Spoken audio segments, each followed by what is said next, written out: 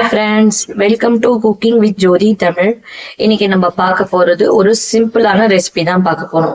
இன்னைக்கு நம்ம பார்க்க போறது கேக்குடைய கிரீம் தான் நம்ம பார்க்க போறோம். இந்த விப்பிங் கிரீம் செய்யறது ரொம்ப கஷ்டம், நம்ம வீட்டுல வந்து செய்யவே முடியாதுன்னு நிறைய பேர் நினைச்சிட்டு இருப்பீங்க. ஆனா இந்த வீடியோவை பார்த்ததுக்கு அப்புறம் நீங்க கண்டிப்பா ஒரு பர்ஃபெக்டான விப்பிங் கிரீம் எப்படி செய்யுதுன்னு தெரிஞ்சுக்க போறீங்க. அது மட்டும் இல்லாம ரொம்ப சிம்பிளான இன்கிரீடியன்ட்லயும் வந்து நீங்க வந்து விப்பிங் கிரீம் செய்ய முடியும். நீங்க பர்த்டேக்கு எல்லாம் கேக் செய்யும் போது இந்த விப்பிங் கிரீம் நீங்களே செஞ்சு ரொம்ப சூப்பராகவே வந்து அசத்தலாம். அந்த அளவுக்கு ஒரு சிம்பிளான கிரீம் தான்.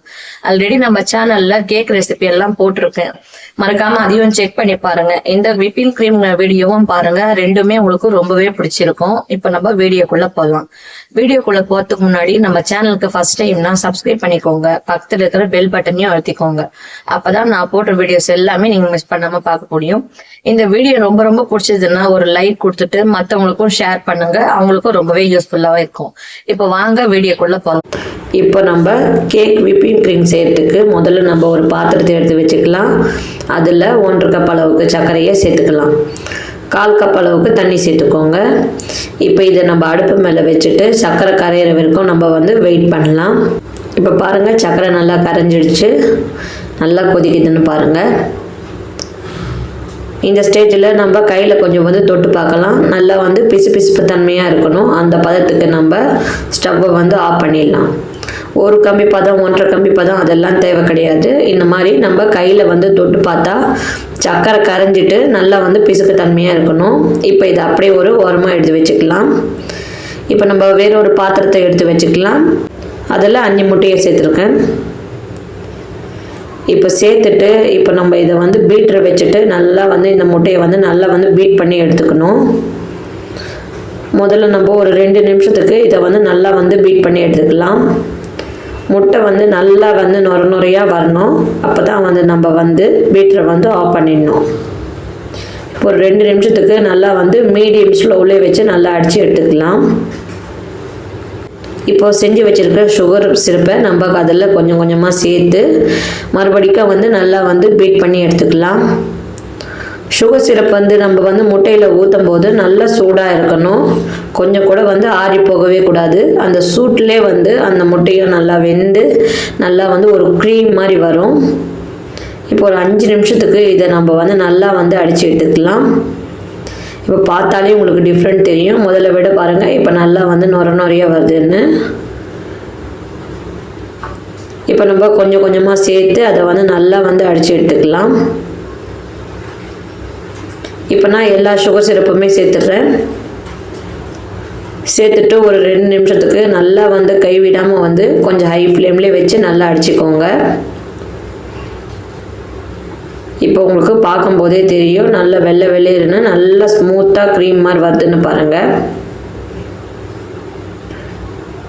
இன்னும் ஒரு 5 நிமிஷத்துக்கு இதை வந்து நல்லா அடிச்சுக்கலாம்.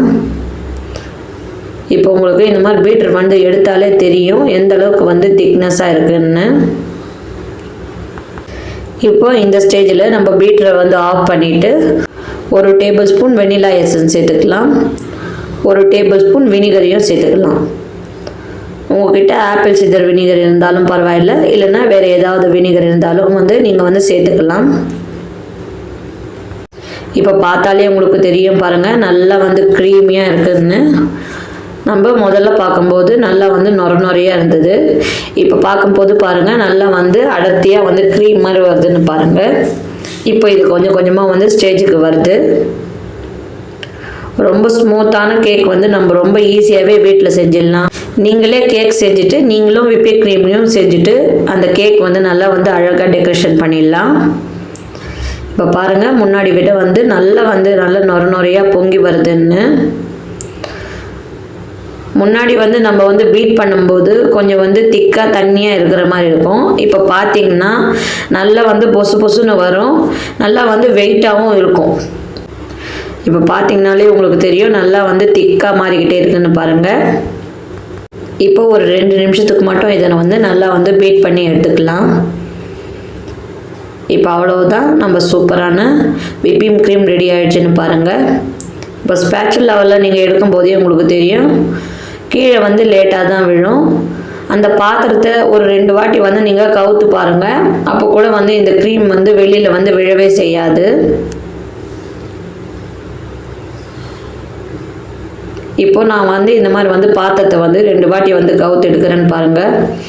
கொஞ்சம் கூட விழாமல் நல்லா வந்து திக்காக இருக்குன்னு பாருங்கள். இப்போ இந்த க்ரீம் வந்து கரெக்டான ஸ்டேஜுக்கு வந்து ரெடி ஆகிடுச்சு. இப்போ அவ்வளோதான், நம்ம க்ரீம் வந்து ரெடி ஆகிடுச்சு. நான் இன்றைக்கி ஒயிட் க்ரீம் செஞ்சுருக்கேன். உங்களுக்கு வேணும்னா எந்த கலர் வேணாலும் நீங்கள் வந்து யூஸ் பண்ணிக்கலாம். இந்த ஈஸியான ஸ்மூத்தான க்ரீம் வந்து நீங்களும் வீட்டில் ட்ரை பண்ணிவிட்டு எப்படி இருக்குன்னு கமெண்ட்ஸில் சொல்லுங்கள். இந்த வீடியோ பிடிச்சிருந்தா ஒரு லைக் கொடுங்க. குக்கிங் வித் ஜோதி தமிழை சப்ஸ்கிரைப் பண்ணிக்கோங்க. இன்னொரு நல்ல டிஷ்ஷில் சந்திக்கலாம். தேங்க்யூ, பாய்.